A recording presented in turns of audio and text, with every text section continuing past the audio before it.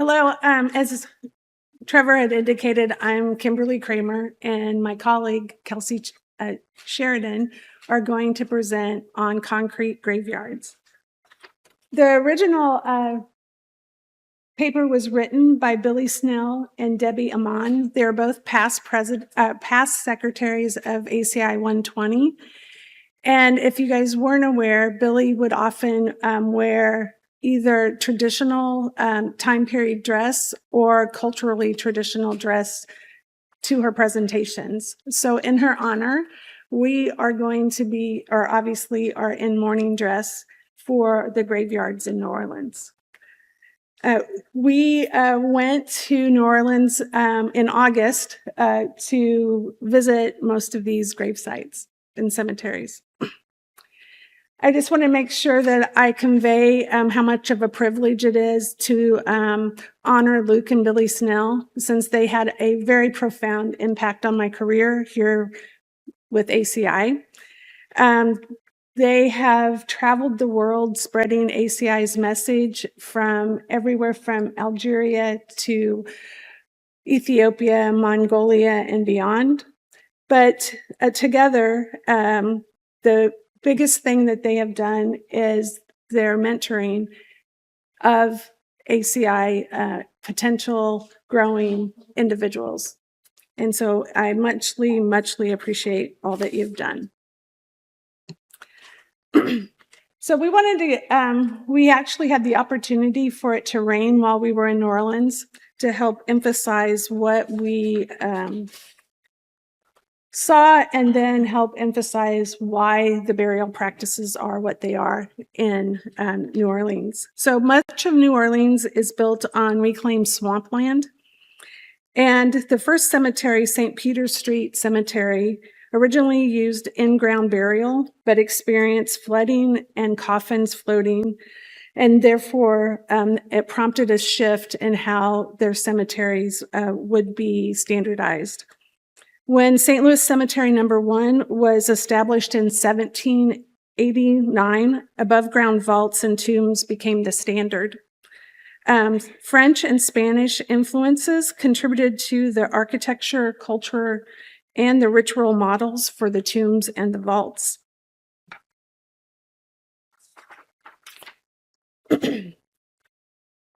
And the tombs were expensive, and so they were reused across generations. Many tombs have an upper vault and a lower vault, which you can see on the right-hand side. It has multiple vaults in it. But what you would do is place a recent relative who passed in the upper vault, and they would be in the upper vault for a day and a year, or a year and a day, depending on how you would want to count. Once their bodies had decomposed, they would put them in one of the lower vaults with the rest of their family members. But what would happen if your sweet Aunt Jo might have passed away while the upper vault was occupied? Well, we had to have that year and that day to allow the decomposition to occur. So on the exterior of these cemeteries, there are wall vaults that are within the exterior cemetery walls that would be used. Now, as we indicated, they're passed down through generations, and since the vaults and tombs are across these generations, perpetual care to ensure ongoing maintenance is needed, but often doesn't happen. Climate, humidity, storms, structural decay, and lack of funding make this preservation very difficult. This is a 1910 Citra photo of one of the wall vaults that we had talked about, and it's also very similar to the one in the image that was used for Billie and Debbie's original article. As we were looking through different items, we found these sketches for the cemeteries in New Orleans. This one is 1853. And we thought that it would be very interesting to see for this presentation. As we were in New Orleans, we found that there were more cemeteries than what we could visit. But this is a map, and hopefully you guys can see where French Quarter is kind of roughly in the bottom right-hand corner. And I have them named 1 through 9, but in some of these locations, there might be more than one of them. So the very first one is a place where the Confederate President Jefferson Davis is buried. The second marking, it actually has 3 of cemeteries right in that location, and they were built around 1850s. The third one was established in 1879 for the city's indigenous population. And then St. Louis number 3 opened in 1854, which is marked as number 4. And it was built by a leper colony and has around 10,000 burial sites and over 3,000 wall vaults in it. St. Louis number 2 is indicated by the 5. And it was in 1823, and it was for yellow fever and cholera victims. In addition, Earl King and Ernie Doe also shared a tomb there. Number 6 is St. Louis number 1, the oldest cemetery, again, created in 1789, and it's widely believed the Voodoo Queen Marie Latouve, her remains are there. And then 7 is supposed to be the most unique, and 8 is a non-denominational and non-segregated cemetery that was built in 1833. And it's, if you have seen Mayfair Witches, the show, they're supposed to have used that cemetery as their model. And then number 9 is one of the 7 owned by the city, and it was founded in 1849. So that kind of gives you an idea of the locations of the cemeteries. So I'm going to roll through some pretty pictures here and talk about some of the constructions. We had mentioned the wall vaults previously. So this is a holding place before you go into your family tomb, primarily along the perimeter of the cemeteries, along the wall, as the name would indicate. So this is where Aunt Louise hangs out until the family tomb is open. There also were society tombs, which we would commonly call mausoleums. And so this would be multi-use, multi-people tombs around clubs, social organizations, trades. The idea is as you paid your dues to these organizations, that guaranteed you a spot in this tomb, as well as the perpetual care that we were talking about earlier. Here's another example. There were copings, so there are certain burial traditions that do require individuals to be buried within ground, and we talked about that high water level. So these copings bring the grade up, and you build a retaining wall so that you can bury someone still in the ground. What we're primarily going to focus on, and if you walk around cemeteries in New Orleans, are these family tombs. So here's a picture from our trip, and then as well as a diagram giving you a little bit of background of what's behind the wall in the family tomb. So typical tomb would have 2 to 3 vaults in them. There's some architectural elements like the parapet, the pediment stone. These vaults would be closed in, individual vaults would be closed in by brick masonry, and then a closure tablet would be put on top. So you remove the closure tablet and you only open one vault at a time. So after that year and a day, your remains would be removed. You'll be tagged and bagged, put back into the vault, pushed all the way back where you drop through a chute in the back into the caveau, which is a dugout area underneath the tomb, and that's where you rest in all of eternity with all of your family members. So we're going to talk about these family tombs in context of the history of cement and the evolution and kind of how that changed what these family tombs look like. So the first cemeteries we were talking about are late 1700s. This is going to be primarily made from locally resourced materials into the 1800s. So brick construction, brick was made from mud, from river and lake sources, and then the mortar is going to be a lime-based mortar. Now, there isn't a natural limestone source in Louisiana, so instead of using limestone, they burned oysters to create lime.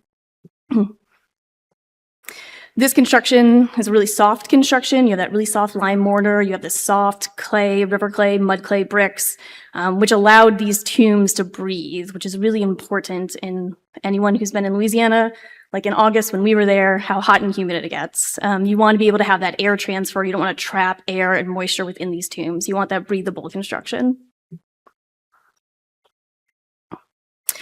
So you mentioned this is really soft construction, that really soft lime mortar, really easy to damage and deteriorate. So as a protection, you'd put a stucco finish over them. And while we traditionally think of these as white, if you walk around, white stucco, there is some research that pigments were introduced into the stucco. And so you might see more Caribbean influenced colors, so turquoises and pinks as you were walking around in the late 1700s into 1800s. We mentioned the perpetual care, which didn't always take place. So who took care of these tombs? It typically landed on the family. So families would traditionally come to the cemeteries around All Saints' Day, where they would come and do a lime wash annually to establish an additional coating. The photo on the right-hand side of the screen, you can see the layers of lime wash over the history of that family tomb. We're going to talk a little bit, we're going to move into more cements, but I do want to mention that lime was actively used in construction by craftsmen well into the 20th century, mid-20th century. One of my favorite stories about this as we were doing our research were the Alfornish brothers. So they were two brothers. They were interviewed probably in the early 2000s, towards the end of their lives. They come from a long family-owned, multi-generational mason within the area. And they talked about remembering playing as kids in the family workshop and slaking quicklime. Now, I don't know if anyone has ever slaked quicklime in this room, but I do not think it's going to be on Fisher-Price's Christmas list for kids to play with. So into the 1800s, mid-1800s, the rate of construction as well as other industries in New Orleans start to outpace local production of lime. So they start importing lime, typically around Midwest regions and then shipped down. They also at this time start to import natural cements as well. Each craftsman had their own proprietary mix, a blend of lime, natural cements, sand, water to make their mortars. We're still talking about in context of mortar here. You can see from the City Council of New Orleans, this is in 1856, they start to try to codify or provide guidance about what should be installed during construction. One phrase that jumped out to me was proper proportion of the best cement and sharp sand. So I think we can all pack it up and leave now. We have it. We know what to do. In the 1870s is when we first start to see advertisements for Portland cement. Here are a couple examples of Portland cement being introduced. So previously, before the introduction of Portland cement, we have this masonry construction, lime mortars, we're putting stucco over our family tombs, we're coming once a year to put a lime wash on. A little bit of playing with some of the architectural elements, but a lot of uniformity within the tombs. Then Portland cement rolls on the scene. First example that we were able to find, I'll call it concrete ornament. So this is in the 1890s, this first tomb that we're going to talk about at Metairie Cemetery, where they used cement to cast individual tiles, almost paver size, in these intricate ornamental patterns, geometric patterns, and then this is directly adhered to the brick masonry wall behind. You can see on the sides of this family tomb some of the geometric patterns. Again, these are all tiles that are interlocked together, and then some of the different motifs and architectural styles that start to come through. This is about 10 years later. We can also start to trace as craftsmen move through different cemeteries. Here's an example too, where we have 3 of these concrete ornament family tombs at your typical scale, probably a 2-vault tomb. And we also start to play with size. So now we increase. So now we have an 8-vault tomb. This is getting bigger. We can see some of those same molds, that honeycomb mold that they were using on the previous cemetery. We can see that being reused here, as well as the addition of different ornament. In the 1910s, we see the first example of trying a cast-in-place concrete family tomb. Now, this was constructed by a gentleman named Dognabine. We're able to identify specific craftsmen by that closure tablet on the bottom right-hand side. Usually the craftsman would carve his name into it, or around the corner on the right-hand side at the bottom of the tomb. So Dognabine was the first to really start playing with cast-in-place concrete. And he also, on his closure tablets, was doing imprinting of lettering rather than traditional carving if you were doing this out of stone. He also did a lot of headstones as well. What's also unique about Dognaveen, if you don't see his signature, is the sand he used almost had a pearl-like quality to it. So it gives almost this exposed aggregate finish. It's very distinctive as you're walking through. You can start to pick up his work. In the 1920s, we start to see this effort to reclad. So these would be the traditional masonry family tombs with the stucco, and then a family comes back and says, I want to put a different finish on the exterior. This is concurrent with the introduction of pneumatic tools in New Orleans at the time. So this gives stone cutters the ability to cut traditionally harder stones they weren't able to previously. And this is a great application of starting to mix some of our Portland cement into our mortar mix, because if this reclad with this marble and granite was done with the traditional lime mortar, that would deteriorate and crush very easily. In the 1950s is when we start to see ready mix become available, and it's pave, baby, pave. We truly changed the landscape of some of these cemeteries. You see on the left-hand side that overgrown, but this is one of the diocese-owned cemeteries. And then on the right-hand side, you see the introduction of pavement, which also introduced some drainage that works to varying levels of degree. We see the pavement instituted more at city-owned cemeteries as a way to decrease maintenance costs. In the 1960s, we see the introduction of precast tombs where you get your catalog and you get to pick your kit of parts, what detail you want, what pediment you want. Start to see more modern details like sealant joints at intersections between elements. This is probably the most common of newly constructed, so currently constructed family tombs. Most frequently use these precast elements now. We also have some really unique structures as well. So this is a conventionally reinforced concrete tomb that is has a stucco finish over top of it to make it blend in with the adjacent tombs. Now, anyone that's been to New Orleans, do you know whose tomb this is? Anyone? It's Nicolas Cage, yes. So he currently is not there, but my understanding is that he has 2 potential locations where he will be interned at the end of his life. There's this one in New Orleans, and then there is a location, there's a family plot in Graceland as well. Now, I don't know the details of this, but my understanding is that there might be a little controversy as to where he'll end up. And it seems like there might be a fight between the second wife and the current wife, but how that will play out is outside the scope of this presentation. So I'm not going to opine on that. The saying, Latin saying, which I'm not going to read right now, despite my high school Latin, is from the National Treasure movies, also homage to Nicolas Cage. This construction of this pyramid tomb caused quite the controversy, as you can imagine, in New Orleans. This is located in St. Louis Cemetery number 1, which is one of the oldest in New Orleans.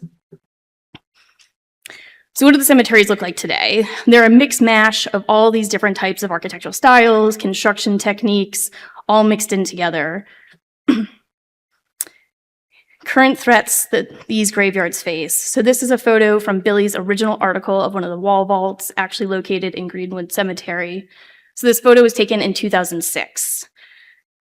Dr. Kramer and I were able to visit this August, and this is about standing in the same location that Billy would have taken this photo. And so it's the state of the wall vault currently today.